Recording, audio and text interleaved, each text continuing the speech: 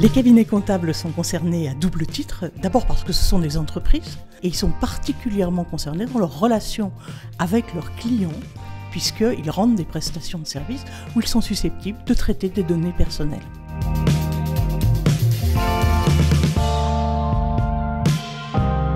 Partout. Bien entendu, parmi les salariés du cabinet, parmi les contrats du cabinet, mais également dans toutes les missions clients.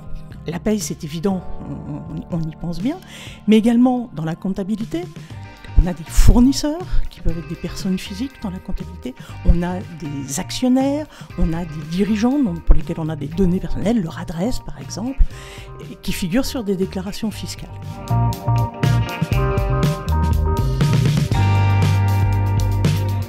Quand on traite les données personnelles, au sens du règlement européen, on est nécessairement ce qu'on appelle soit responsable de traitement, soit co-responsable de traitement, soit sous-traitant. De façon générale, on considère que les cabinets sont plutôt responsables de traitement ou co-responsables de traitement, avec une exception notable qui est la paye.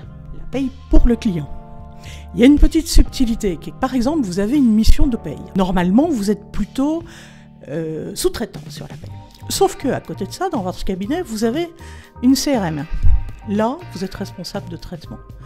Donc pour un flux complet sur une mission, il y a des éléments que vous rendez au client sur lesquels vous êtes sous-traitant et il y a les éléments de gestion interne du cabinet sur lesquels vous êtes responsable de traitement.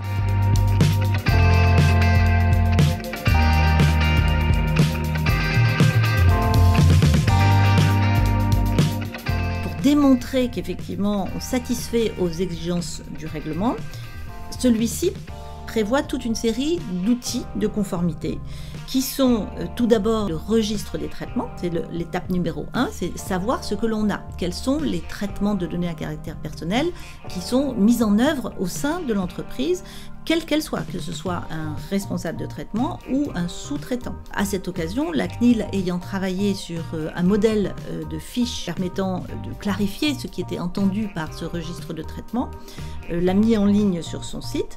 Derrière, il faut organiser l'information des personnes, obtenir éventuellement le consentement s'il y a besoin. Et puis, il y a ce qu'on appelle la privacy by design, c'est-à-dire que le cabinet doit s'organiser pour mettre en place, dès la conception d'un traitement, la protection des données.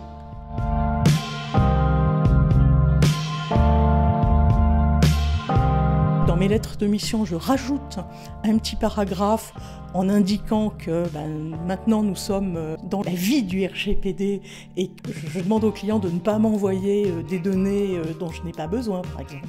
Il y a aussi tout le volet fournisseurs. Il y a des clauses où il faut spécifier avec vos fournisseurs informatiques qui fait quoi, qui est responsable de quoi, combien de temps les données sont conservées, où elles sont conservées, etc. Et même chose, quand vous concluez un contrat de sous-traitance avec un confrère, mettez une petite phrase pour indiquer que tout le monde est bien au courant que le RGPD est en place et que votre confrère sous-traitant se calera sur les politiques du cabinet lors de la sous-traitance.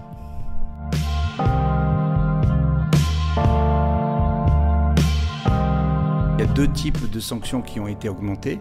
La première, c'est 10 millions d'euros ou 2% du chiffre d'affaires pour la non-tenue de registre, la non-désignation d'un délégué à la protection des données quand cela est nécessaire, ou le non-respect des principes de privacy by design. Et le deuxième, pour le non-respect des droits des personnes concernées, c'est 20 millions d'euros ou 4% du chiffre d'affaires mondial. C'est des maximums. Il faut dire aussi qu'avant de rentrer dans le cadre de sanctions, la CNIL va regarder si l'entreprise avait une démarche privacy by design, était compliant, etc.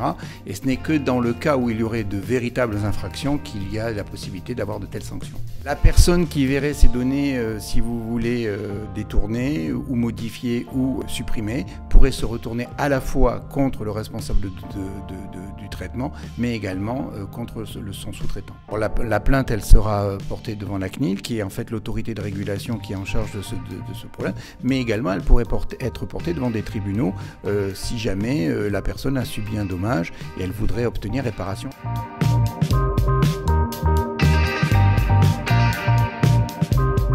Non, soyons honnêtes. Maintenant, est-ce que c'est un drame? Non. L'important, c'est d'avoir démarré le processus. L'important, c'est d'être bien conscient de ce qui se passe. Et puis d'avancer quand même, parce qu'on ne pourra pas dans 3 ans dire on n'a rien fait. Donc au cabinet, ce sont nos clients qui nous poussent à être prêts, puisque j'ai un certain nombre de clients qui me demandent de signer dans les lettres de mission des clauses RGPD extrêmement précises. Je ne suis pas sûre qu'un cabinet de petite taille ait plus de complexité dans la mise en œuvre du RGPD, parce qu'il y a moins de volumétrie en fait. Donc il y a moins de cas particuliers. Et les clients étant plus standards, et ça n'a rien de péjoratif, il y a moins de risques d'avoir des clients qui viennent négocier chacune des clauses du contrat une par une.